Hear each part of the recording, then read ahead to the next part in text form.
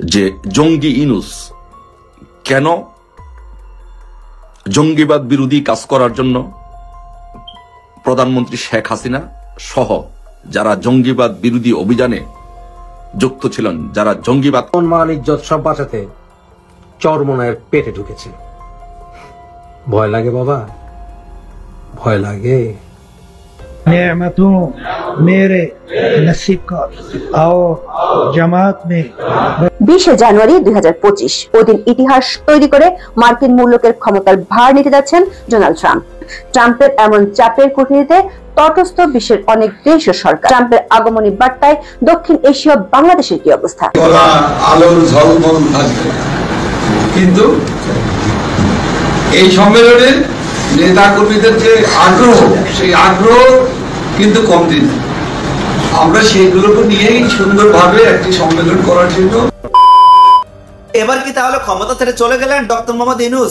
আসসালামু আলাইকুম। আওয়ামী লীগ সরকার শেখ হাসিনা পালিয়ে যাওয়ার পর বর্তমানে ক্ষমতা আছেন নোবেলবিদ অন্তর্বর্তী সরকারের প্রধান উপদেষ্টা ডক্টর মোহাম্মদ ইউনূস। আর এই নোবেলবিদ অন্তর্বর্তী সরকার ডক্টর মোহাম্মদ ইউনূস ক্ষমতা থাকাকালীন আজকে সারা বাংলাদেশে চাঞ্চল্যকর ঘটনা ঘটেছে। তার মধ্যে থেকে আমি আপনাদেরকে এমন কিছু গুরুত্বপূর্ণ ভিডিও ফুটেজ দেখাবো যা দেখলে আপনারা সত্যি রীতিমতো অবাক হয়ে যাবেন। তাই বলছি সম্পূর্ণ ভিডিও জুড়ে আমার সাথে থাকবেন, তাহলে সবকিছু বুঝতে পারেন ইনশাআল্লাহ। চলুন আজকে সেই কাঙ্ক্ষিত ভিডিও ফুটেজ গুলো আমরা প্রমাণ সহকারে ধারাবাহিকভাবে দেখে আসি। 20 জানুয়ারি 2025 ওই দিন ইতিহাস তৈরি করে মার্কিন মূল্যকের ক্ষমতার ভার নিতে যাচ্ছেন ডোনাল্ড ট্রাম্প। অঙ্গরাজ্য বানাতে চান। ট্রাম্পের এমন চাপের কুঠরিতে তটস্থ বিশ্বের অনেক দেশ ও সরকার। ট্রাম্পের আগমনী বার্তায় দক্ষিণ এশিয়া বাংলাদেশের কি অবস্থা? খবর হলো বাংলাদেশ ও ভারত সহ দক্ষিণ এশিয়ার অঞ্চলের জন্য সামনের দিনগুলোতে কূটনীতির গতিপথ ঠিক করতে মাইক ওয়ালজের নেতৃত্বে ট্রাম্পের একটি বিশেষ টিম কাজ করছে। সেই কূটনীতির ছাপ দৃশ্যমান হতে আরো সময় লাগলেও আপাতত যা খবর পাওয়া যাচ্ছে তাতে ডক্টর ইউনূস প্রশাসনের জন্য খুব বেশি সুখবর দেওয়া যাচ্ছে না। 7 জানুয়ারি বাংলাদেশের সংখ্যালঘু ইস্যুটি নিয়ে মার্কিন হাউস অব রিপ্রেজেন্টেটিভে কংগ্রেসম্যান রাজা কৃষ্ণমূর্তি কড়া বক্তব্য দেয়া আর বাইডেনের নিয়োগকৃত রাষ্ট্রদূত ডেভিড মিলের শেষ পর্যন্ত বাংলাদেশে আসতে না পারা এসব দুঃসংবাদের শুরু বলেই অনেকে মনে করছেন। চলুন যাওয়া যাক বিশ্লেষণে। ট্রাম্প কুর্সিতে বসার পর বিশ্ব রাজনীতি মঞ্চে যে প্রভাব পড়তে পারে তা নিয়ে রীতিমতো চলছে গবেষণা। বিশ্বের বাঘা বাঘা গণমাধ্যমগুলোর রাজনৈতিক বিশ্লেষকেরা লিখে যাচ্ছেন একের পর এক কলাম। আমাদের আজকের আলোচনাকে দুভাগে ভাগ করে উপস্থাপন করব। প্রথম দেখাতে চাই ক্ষমতার মসনদে বসার আগে ট্রাম্পের হুমকিতে বিশ্বের নানা অঞ্চলের কি অবস্থা। দ্বিতীয় ভাগে দেখাতে চাই ট্রাম্প ক্ষমতা নেওয়ার পর বাংলাদেশ সহ দক্ষিণ এশিয়ার দেশগুলোর ক্ষেত্রে তার সরকারের নীতি কি হতে যাচ্ছে। গত কয়েক সপ্তাহ ধরে এটি পরিষ্কার যে কুর্সিতে বসার আগে চাপের কূটনীতির রাস্তায় হাঁটতে শুরু করেছেন ডোনাল্ড ট্রাম্প। 8 জানুয়ারি মেক্সিকো উপসাগরের নাম বদলে দেওয়ার ঘোষণা দেন তিনি। শুধু তাই নয়, আমেরিকার বাণিজ্যিক ও ভৌগোলিক পরিসর বাড়াতে পানামা খাল ও গ্রিনল্যান্ডও কিনতে চান মিস্টার ট্রাম্প। কানাডাকেও হুঁশিয়ারি দিয়ে বলেছেন আমেরিকার স্বার্থের পরিপন্থী কোনো কাজ না করার। মেক্সিকো থেকে আগত হিস্পানিক অভিবাসীদের বিরুদ্ধে দীর্ঘদিন ধরে সরব মিস্টার ডোনাল্ড ট্রাম্প। দ্বিতীয়বার আমেরিকার প্রেসিডেন্টের কুর্সিতে বসার আগে ঘোষণা করলেন এবার মেক্সিকো উপসাগরের নামটাই বদলে দিতে চান তিনি। বললেন অনেকগুলি অঞ্চলকে ছুঁয়ে থাকা এই উপসাগরের উপযুক্ত নাম হবে আমেরিকা উপসাগর। নাম বদলানোর আগে দ্বীপ কেনার খায়েশ হয়েছিল বিশ্বের সবচেয়ে শক্তিধর দেশের হবু প্রেসিডেন্টের। প্রথম মেয়াদে যখন ডোনাল্ড ট্রাম্প ক্ষমতায় বসেছিলেন তখনই তিনি আমেরিকার পরিসর বাড়াতে কানাডার উত্তর পূর্বে অবস্থিত বিশ্বের বৃহত্তম দ্বীপ গ্রিনল্যান্ডকে কিনতে চেয়েছিলেন। কিন্তু আন্তর্জাতিকভাবে ওই স্বশাসিত দ্বীপের উপর ডেনমার্কের অধিকার স্বীকৃত।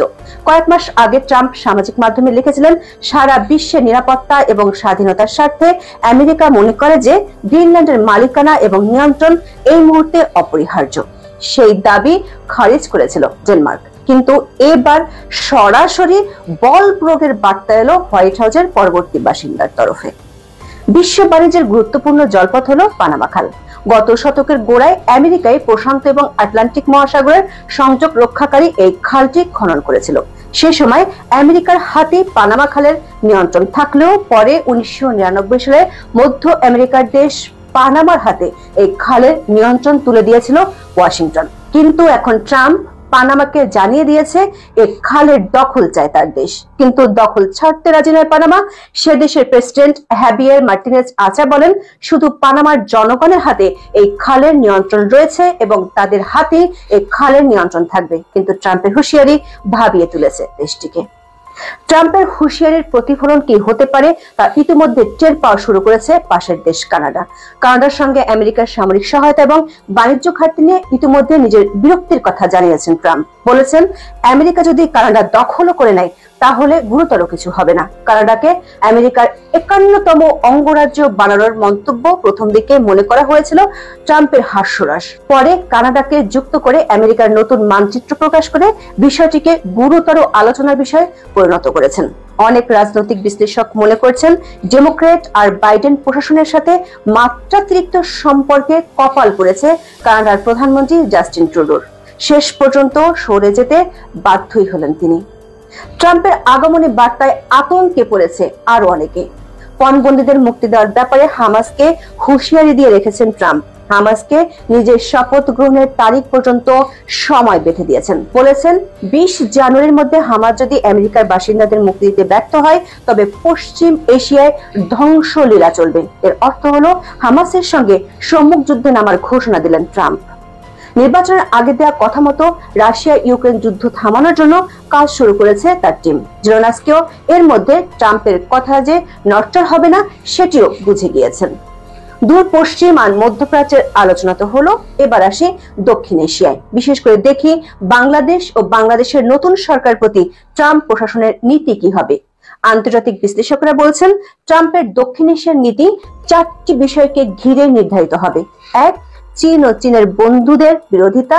2, যেখানে বাণিজ্যের সুযোগ সেখানে ছাড়। 3, ভারতের প্রধানমন্ত্রী নরেন্দ্র মোদীর সাথে তার সম্পর্ক। এবং সবশেষ, ট্রাম্প প্রশাসনের গুরুত্বপূর্ণ পদগুলোতে ভারতীয় বংশোদ্ভূতদের আধিক্য ও প্রভাব। এই 4টি পয়েন্টের আলোকে দেখতে চাই বিশ্বব্যাপী ট্রাম্পের যে প্রভাব তার আজ কতটা এসে পড়বে বাংলাদেশে। বিশ্লেষকরা বলছেন, আগের বারের মতো ভারত সরকার যে লেন্সে দক্ষিণ এশিয়াকে দেখতে চায় সেই একই লেন্সে আবারও দেখবে ট্রাম্প প্রশাসন। এর প্রভাব এরই মধ্যে ট্রাম্পের কাজকর্মে বোঝা যাচ্ছে। 20 জানুয়ারি আমেরিকার 47তম প্রেসিডেন্ট হিসেবে শপথ নেওয়ার অনুষ্ঠানের বিশেষ আকর্ষণ হলো ভারতীয় ঢোল। ইন্দো আমেরিকান ঢোল ব্যান্ড শিবম ঢোল তাসা পাঠকের বিশেষ পারফরমেন্সে সেদিন গম গম করবে আমেরিকার রাস্তাঘাট। এই আয়োজনে পর্দার আড়ালে কাজ করছে মোদী প্রশাসন। ট্রাম্প ও মোদীর বন্ধুত্বের কথা এমনিতেই আন্তর্জাতিক মিডিয়াতে বেশ মুখরোচক গল্প। 2019 সালে মোদী দ্বিতীয়বার প্রধানমন্ত্রী হওয়ার পরে আমেরিকার মাটিতে হাউস্টনে হাউডি মোদী অনুষ্ঠান আয়োজন করেছিলেন তৎকালীন প্রেসিডেন্ট ট্রাম্প। সেখানে হাজার হাজার ভারতীয় মার্কিনীদের সামনে মঞ্চে 2 বন্ধুকে একসঙ্গে দেখা গিয়েছিল। অনুষ্ঠানে মোদী চেঁচিয়ে আপকি বার ট্রাম্প সরকার বলে প্রচার করতেও দেখা গিয়েছিল। দ্বিতীয়বার কুর্সিতে বসার আগে ট্রাম্প ভরসা রাখছেন ভারতীয় বংশোদ্ভূতদের উপর। একের পর এক গুরুত্বপূর্ণ প্রশাসনিক পদের জন্য তাদের মনোনীত করেছেন। ট্রাম্পের হবু প্রশাসনের অন্তত 6 জনকে পাওয়া গেছে যারা ভারতীয় বংশোদ্ভূত এবং হিন্দু ধর্মের সঙ্গে যুক্ত। অভ্যন্তরীণ গোয়েন্দা বাহিনী federal bureau of investigation FBI এর প্রধান হিসেবে নিয়োগ পেয়েছেন কাশ পাটেল। আমেরিকার সেকেন্ড লেডি উষা ভান্স, ন্যাশনাল সিকিউরিটি এজেন্সির ডিরেক্টর তুলসী গাবার্ট, ইলন মাস্কের পাশাপাশি ডিপার্টমেন্ট অব গভর্নমেন্ট এফিসিয়েন্স এর দায়িত্বপ্রাপ্ত বিবেক রামাস্বামী এবং NIH এর ডিরেক্টর জয় ভট্টাচার্য। হোয়াইট হাউসের কৃত্রিম বুদ্ধিমত্তা বা AI বিষয়ক নীতি নির্ধারণের জন্য সিনিয়র অ্যাডভাইজার হিসেবে চেন্নাই শ্রীরাম কৃষ্ণনই প্রথম পছন্দ ট্রাম্পের। বিশ্লেষকদের মতে মার্কিন প্রশাসনে ভারতীয় বংশোদ্ভূতদের প্রাধান্য দিয়ে আগামী দিনে দিল্লির সঙ্গে বন্ধুত্ব আরো মজবুত করার বার্তাই দিচ্ছেন ট্রাম্প।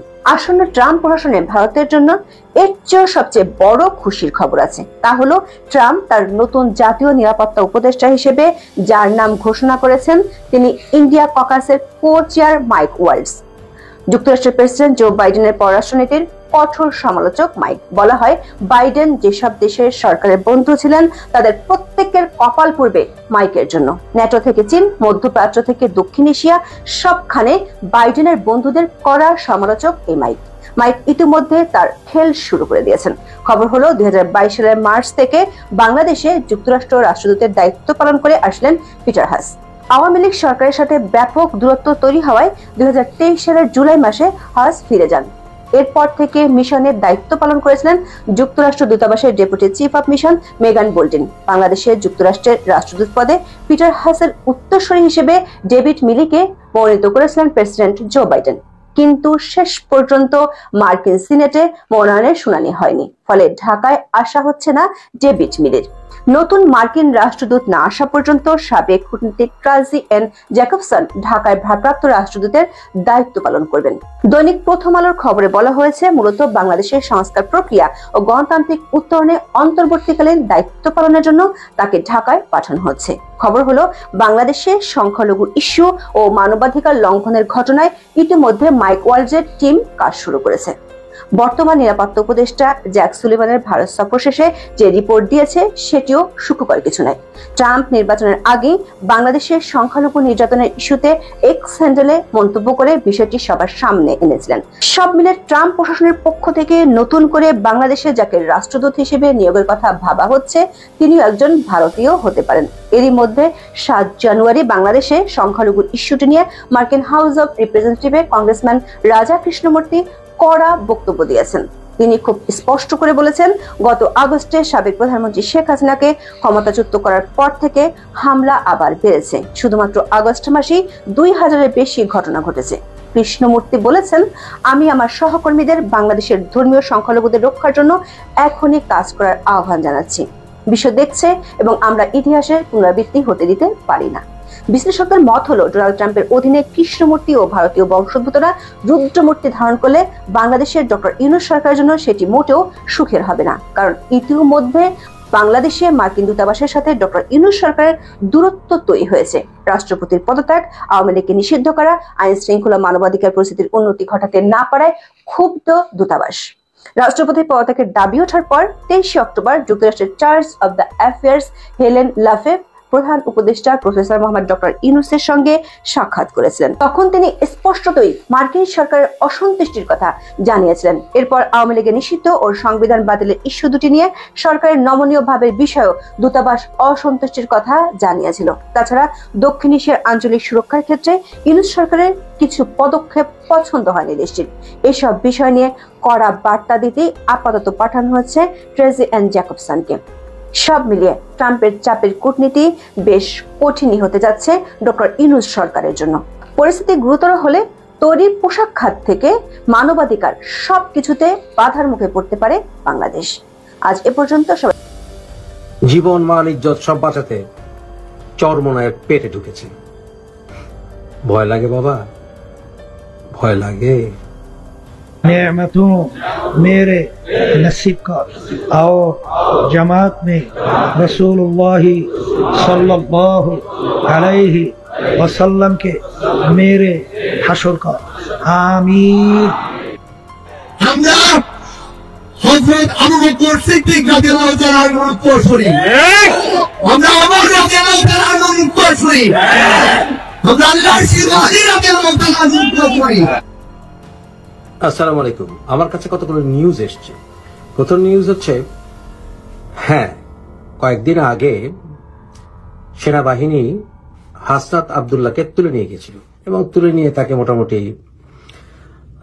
কিছু হেদায়েত দেওয়া হয়েছে এবং সেই হেদায়েতের মাধ্যমে সে বুঝেছে যে সে বেশি বাড়াবাড়ি করছে, এটা রেজাল্ট ভালো হবে না। দ্বিতীয়ত, সার্জিস এবং অন্যান্যরা মোট 45 জন সমন্বয়কারী পশ্চিমা বিভিন্ন দেশের ভিসা সংগ্রহ করেছে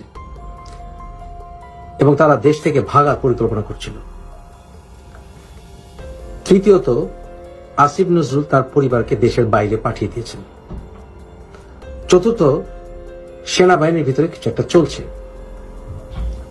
এখন আসুন আমরা কনসিকুয়েন্সেস কি দেখতে পাচ্ছি। খালেদা জিয়ার সাথে সস্ত্রীক দেখা করেছেন সেনাবাহিনী প্রধান। জামাতের সাথেও তাদের একটি মিটিং হয়েছে। এছাড়া আপনাদের নিশ্চয় মনে আছে, সেনাবাহিনী প্রধান বলেছিলেন 18 মাস পর্যন্ত বর্তমান সরকারের ব্যাপারে ওনারা সবকিছু গিলবেন, কিন্তু 18 মাসের আগেই বোধহয় গেলার পর্বটা শেষ হবে। আমরা আরো দেখলাম সার্জিস চরমোনায়ের সঙ্গে গিয়ে তার মুরিদ হয়েছে অফিসিয়ালি। কারণ কি? কারণ কিছুই না ভাই, প্রোটেকশন। বিভিন্ন দলের ভিতরে ঢুকে যাবে। দলের প্রোটেকশনের জন্য এই কাজটি করছে। কারণ সার্জিস সহ অনেক উপদেষ্টারও পাসপোর্ট সিজ করা হয়েছে। অবিশ্বাস হলে এটা সত্য। বিশেষ করে যারা সমন্বয়কারী ছাত্রনেতা ছিল, এদের অনেকে পাসপোর্ট জব্দ করা হয়েছে। কোন একটি স্টেপ অবশ্যই নেওয়া হবে। দেখবেন এই সমন্বয়কারীরা বিভিন্ন দলে ঢুকে যাবে। তো রেজাল্ট যেটা হবে, যেহেতু এখন সার্জিস মানে হচ্ছে চরমোনাই, তার সঙ্গে এখন আর জামাত বা জামাতের সমমনার দলগুলোর সখ্যতা দেখবেন না। তাদের ভিতরে ফাটলের এটি প্রমাণ, এবং তাদের ভিতরে যে ভয় সৃষ্টি হয়েছে এটাই তার প্রমাণ। এখন থেকে সার্জিসকে চরমোনাইয়ের পার্টির লোক হিসেবে গণ্য করতে হবে, কিন্তু এ করেও তাকে ছাড় দেওয়া যাবে না। হাসনাত আব্দুল্লাহ এখন কোন ইসলামী জঙ্গি গোষ্ঠীতে ঢোকে সেটা দেখার অপেক্ষা। আর যারা ক্ষুদ্র ক্ষুদ্র দল করেছে সমন্বয়কারীদের থেকে, তারা কাদের সাথে জোট করার চেষ্টা করে এটাও দেখার বিষয়। বিএনপির সঙ্গে জামাতের বৈরিতা স্পষ্ট হওয়ার কথা আমি আপনাদেরকে আগেও বলেছিলাম যে হবে জানুয়ারিতে, এবং হয়েছে, আরো প্রকট হবে। সুতরাং সামনে আমি মনে করি সেনাবাহিনীর তত্ত্বাবধানে যেটা আমি আশা করে আসছিলাম সেটা হওয়া উচিত এবং হতে হবে, সেটা হচ্ছে একটি ন্যাশনাল গভর্নমেন্ট। সেই ন্যাশনাল গভর্নমেন্টের দিকে আমরা এগুচ্ছে বলে মনে করি। সার্জিস বোধহয় ভুলে গেছে যে চরমোনাইকে কিন্তু আওয়ামী লীগ কয়েক মাস আগে জনসমক্ষে নির্বাচনের সময় মেডিসিন দিয়েছিল। তোমার গুরুকে মেডিসিন দেওয়ার ক্ষমতা আওয়ামী লীগ রাখে, তোমাকে দেওয়া হবে হামাম দস্তা। তো সম্মানিত দর্শক, আশা করছি আপনারা সম্পূর্ণ ভিডিও পরিশ্রম মনোযোগ সহকারে দেখেছেন। শেখ হাসিনা ক্ষমতা যাওয়া থেকে অন্তর্বর্তী সরকারের প্রধান উপদেষ্টা নোবেল ডক্টর মোহাম্মদ ইউনূস ক্ষমতা থাকাকালীন আজকে সারা বাংলাদেশের চাঞ্চল্য ঘটেছে। আমাদের থেকে আমি আপনাদের যে ভিডিও ফুটেজগুলো দেখেছি তাও বুঝতে পেরেছেন। এই বিষয়ে আপনাদের একটি মূল্যবান মতামত অবশ্যই কমেন্ট করবেন। চলুন এর ধারাবাহিকতা আমরা আরো কয়েকটি ভিডিও ফুটেজ প্রমাণ সহকারে পর্যায়ক্রমে দেখে আসি। আসসালামু আলাইকুম। পৃথিবীর যে যে প্রান্ত থেকে দেখছেন, যেখান থেকে দেখছেন, সবাইকে সালাম ও শুভেচ্ছা জানাচ্ছি। আসসালামু আলাইকুম। সো আসুন আজকে আমরা দেখি যে জঙ্গি ইউনূস কেন জঙ্গিবাদ বিরোধী কাজ করার জন্য প্রধানমন্ত্রী শেখ হাসিনা সহ যারা জঙ্গিবাদ বিরোধী অভিযানে যুক্ত ছিলেন, যারা জঙ্গিবাদকে না বলেছিলেন, তাদের পিছনে কেন লেগেছেন এবং তাদেরকে কেন শেষ করে দেওয়ার চেষ্টা করা হচ্ছে। কেন এই জঙ্গি ইউনূস, যারা জঙ্গি বিরোধী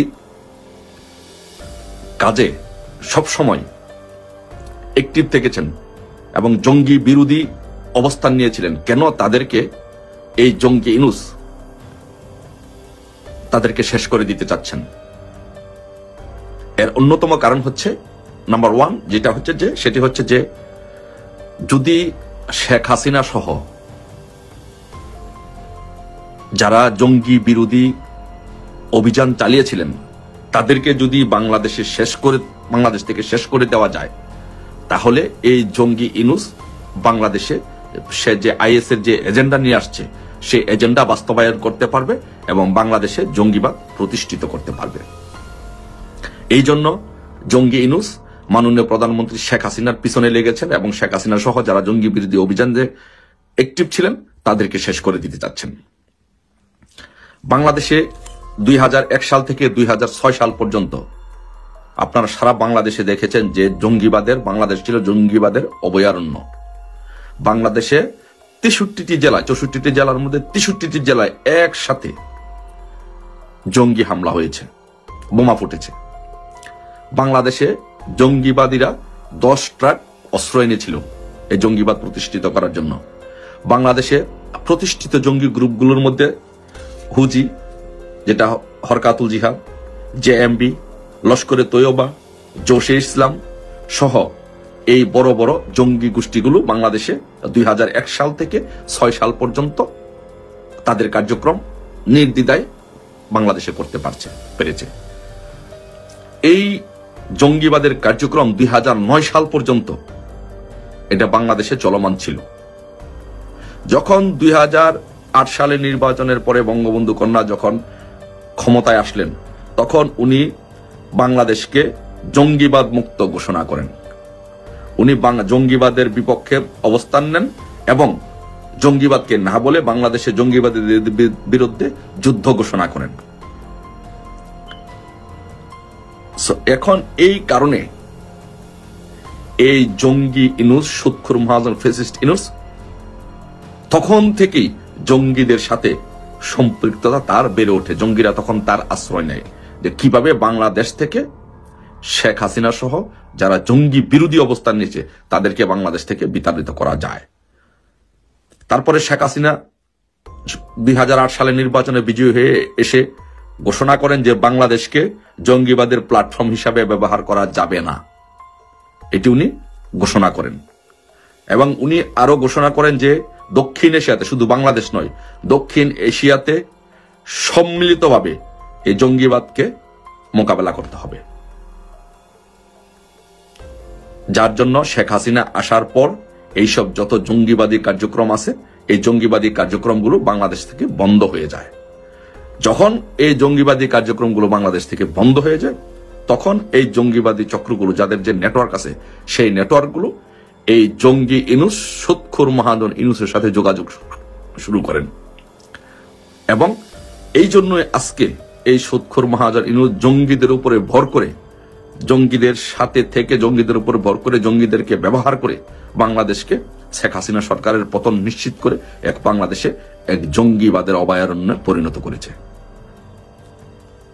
ব্রিটিশ হাই কমিশনার যে ছিলেন, সাবেক যে ব্রিটিশ হাই কমিশনার ছিলেন জেমস এফ মরিয়াটি, উনি উইকিলিক্সে কিন্তু এই শেখ হাসিনার জঙ্গি বিরোধী অভিযানের প্রশংসা করেছেন এবং বলেছেন যে বাংলাদেশের বাংলাদেশ থেকে জঙ্গিবাদ বিতরণের জন্য শেখ হাসিনা সরকার, আওয়ামী লীগ সরকার কিভাবে কাজ করেছেন, সফলতার সহিত কাজ করেছেন। উনি জেমস এফ মরিয়াটি এটা উইকিলিক্সে এটার প্রশংসা করেছেন। আপনারা দেখেছেন একজন ব্রিটিশ হাই কমিশনার আনোয়ার চৌধুরীর উপরে সিলেটের শাহজালাল মাজারে জিয়ারত করতে যখন গিয়েছিলেন, তার উপরে কিভাবে হামলা করা হয়েছিল। এর কি বিচার হয়েছে? বিচার হয় না। এরকম বাংলাদেশে বিএনপি জামাত আমলে যে জঙ্গিদের উত্থান হয়েছিল, অসংখ্য জঙ্গি হামলা হয়েছিল, কিন্তু আওয়ামী লীগ সরকার যখন ক্ষমতায় আসছে, যখনই কোনো জঙ্গি মাথা চারা দেওয়ার চেষ্টা করা হয়েছে, তখনই তাদেরকে একদম মূল উপড়ে ফেলার চেষ্টা করা হয়েছে। যেমন আমি দুটি ঘটনা বলি, যে হোলি আর্টিজানে যে ঘটনা হয়েছিল এবং রংপুরে যে জাপানিকে হত্যা করা হয়েছিল, এই দুইটি হত্যার পরে কিন্তু জঙ্গিদেরকে একদম সমূলে উৎপাটন করার সিদ্ধান্ত হয় এবং একদম তাদের সমূলে একদম তাদের ধ্বংস করে দেওয়া সকল কার্যক্রম হাতে নেওয়া হয়, তাদের বিরুদ্ধে একদম জিরো টলারেন্স ঘোষণা করা হয়। কিন্তু শেখ হাসিনার এত প্রচেষ্টা সত্ত্বেও এই জঙ্গি ইনুস, সুৎখুর মহাজন ইনুস, ফ্যাসিস্ট স্বৈরশাসক ইনুস, তাদেরকে আন্তর্জাতিকভাবে তার একটি নেটওয়ার্ক থাকার কারণে, তাদেরকে মদত দেওয়ার কারণে, তাদেরকে লজিস্টিক সাপোর্ট দেওয়ার কারণে এই জঙ্গিবাদকে বাংলাদেশ থেকে একেবারে শেষ করে দেওয়া সম্ভব হয়নি। আপনারা দেখেছেন যে মেজর জিয়া নামে একজন অবসরপ্রাপ্ত মেজর এই জঙ্গিবাদের সাথে জড়িত ছিল। এই মেজর যারা আর্মিতে যারা জঙ্গিবাদের সাথে দু একজন জড়িত ছিল, তারা এই সুৎখুর মহাজন জঙ্গি ইনুসের সাথে যোগাযোগ রক্ষা করেন, যার ফলশ্রুতিতে এই 5 তারিখের পরে জঙ্গি ইনুস বাহিনী তারা ক্ষমতা দখল করে সকল জঙ্গিদেরকে বাংলাদেশে কোনো আইন, আদালত, নিয়ম কানুনের তোয়াক্কা না করে সারা বাংলাদেশ থেকে এই জঙ্গিদেরকে ছেড়ে দেন। এখন বাংলাদেশের প্রতিটি জায়গায়, বাংলাদেশের প্রতিটি ইঞ্চি হচ্ছে জঙ্গিবাদের আস্তানা। এই জঙ্গি ইনুস, সুৎখুর ফ্যাসিস্ট স্বৈরশাসক ইনুস বাংলাদেশকে একটি জঙ্গি আস্তানাতে পরিণত করেছে। যেখানে বাংলাদেশে কমিউনাল হারমোনি প্রতিষ্ঠিত হয়েছিল, সেখানে আজকে বাংলাদেশে একটি জঙ্গি রাষ্ট্র প্রতিষ্ঠিত করা হয়েছে। এই সরকারের উপদেষ্টাদের মধ্যে প্রশিক্ষিত জঙ্গি ঢুকে পড়েছে। এই সরকারের মধ্যে প্রতিষ্ঠিত জঙ্গির অবস্থান, যেখানে যে সরকারের মধ্যে প্রতিষ্ঠিত জঙ্গি, প্রশিক্ষিত জঙ্গিরা রাষ্ট্র পরিচালনার দায়িত্ব নেয় এবং দায়িত্বে থাকে, সেখানে বাংলাদেশ থেকে জঙ্গিবাদের কখনো জঙ্গিবাদ আরো মাথা চারা দিয়ে উঠবে এবং জঙ্গিবাদ প্রতিষ্ঠিত হবে। সেই জন্য এই যে বাংলাদেশকে জঙ্গিবাদের হাত থেকে মুক্ত করতে হলে, বাংলাদেশকে জঙ্গিবাদ থেকে মুক্ত করতে হলে এই জঙ্গি ইনুস, খুনি ইনুসকে হটাতে হবে। বাংলাদেশের মানুষ আজকে জেগে উঠেছে এই জঙ্গি ইনুসের বিরুদ্ধে। পাশাপাশি আন্তর্জাতিক বিশ্ব আজকে বুঝেছে, মার্কিন যুক্তরাষ্ট্র সহ ভারত সহ অন্যান্য দেশগুলো বুঝেছে যে এই জঙ্গি ইনুস দিয়ে জঙ্গি দমন বাংলাদেশে সম্ভব নয়। তাই উচিতই এই বাংলাদেশ থেকে জঙ্গিবাদের পতন হবে, জঙ্গি ইনুসের পতন হবে। জঙ্গি ব্যয় করা আলোর ঝলমল থাকবে, কিন্তু এই সম্মেলনে নেতা কর্মীদের যে আগ্রহ, সেই আগ্রহ কিন্তু কমতি নেই। আমরা সেইগুলোকে নিয়েই সুন্দরভাবে একটি সম্মেলন করার জন্য স্বেচ্ছাসেবক এবং শৃঙ্খলা কমিটি মিটিং করছে। বিএনপি জামাতের নেতারা কি করতেছে, তারা কি করবে, এটা নিয়ে আমাদের কোনো ভাবনা নেই। আমরা এটা নিয়ে মাথা ঘামাই না। এই কারণে আমরা ঘামাই না, যদি কেউ জনসভার নামে নৈরাজ্য করে, উচ্ছৃঙ্খল আচরণ করে, তার জবাব বাংলাদেশের মানুষ দিতে পারে এবং দিয়েছে। এতেও আমরা দেখেছি এবং আগামীতেও যদি করতে চায় তার জবাব আওয়ামী লীগের নেতা কর্মীরা তখনই জবাব দেওয়ার জন্য সতর্ক থাকবে, যখনই বুঝতে পারবে যে এরা কোনো সন্ত্রাসী কর্মকাণ্ড করার জন্য পায়তারা করছে। তবে ইতিমধ্যেই আমরা দেখেছি যে 2013, 14, 15 সালে যে অগ্নি সন্ত্রাসীরা যারা অগ্নি সন্ত্রাস করেছে, বোমা নিক্ষেপ করেছে, পেট্রোল বোমা নিক্ষেপ করে মানুষের গাড়ি ঘোড়া, স্কুল কলেজ, ট্রাক, বাস, সিএনজি চালিত ট্যাক্সি বিভিন্ন জায়গায় তারা নিক্ষেপ করে মানুষ পুড়িয়ে মেরেছিল, তারা একই কায়দায় একই পদ্ধতিতে সন্ত্রাস সৃষ্টি করার কায়দারা চালাচ্ছে। তো যেখানেই সন্ত্রাস হবে সেখানেই আওয়ামী লীগের নেতাকর্মীরা জনগণকে নিয়ে এই সন্ত্রাসীদের এই প্রতিহত করবে। এদের রোখার জন্য বাংলাদেশ আওয়ামী লীগের নেতাকর্মীরা সতর্ক অবস্থানে থাকবে, প্রস্তুত থাকবে এবং জনগণের পাহারাদার হিসাবে আওয়ামী লীগের নেতাকর্মীদের কাছে এটা অত্যন্ত গুরুত্বপূর্ণ। বাংলাদেশের অর্জন সাফল্য গৌরব গাথার সাথে আওয়ামী লীগের নেতৃত্বই হয়েছে। আওয়ামী লীগের নেতাকর্মীদের জীবন উৎসর্গ করেছে। সেই সংগঠনের সম্মেলনকে সামনে ঘিরে সারা দেশব্যাপী অন্যরকম একটা আনন্দ, উচ্ছ্বাস, উদ্দীপনার সৃষ্টি হয়েছে। সেটাকে আমরা বৈশ্বিক যে সংকট, যে মন্দা, অর্থনৈতিক মন্দা, এটাকে বিবেচনায় নিয়ে এবারের কাউন্সিল কিন্তু সাদামাটা ভাবেই আয়োজন করা হচ্ছে। এখানে উচ্ছ্বাস থাকবে, অংশগ্রহণ থাকবে, নেতাকর্মীদের আগ্রহ থাকবে। সম্মানিত দর্শক, আশা করছি আপনারা সবগুলো ভিডিও পড়তে মনোযোগ সহকারে দেখেছেন। অন্তর্বর্তী সরকারের প্রধান উপদেষ্টা ডক্টর মোহাম্মদ ইউনূস ক্ষমতা থাকাকালীন আজকে সারা বাংলাদেশে যে ঘটনা ঘটেছে তার মধ্যে থেকে কি হয়েছে তাও বুঝতে পেরেছেন। এই বিষয়ে আপনাদের একটি গুরুত্বপূর্ণ মতামত অবশ্যই কমেন্ট করবেন। আজ এ পর্যন্তই, দেখা হচ্ছে অন্য একটি ভিডিওতে। সে বিষয়ে ভালো থাকবেন, সুস্থ থাকবেন। আল্লাহ হাফেজ।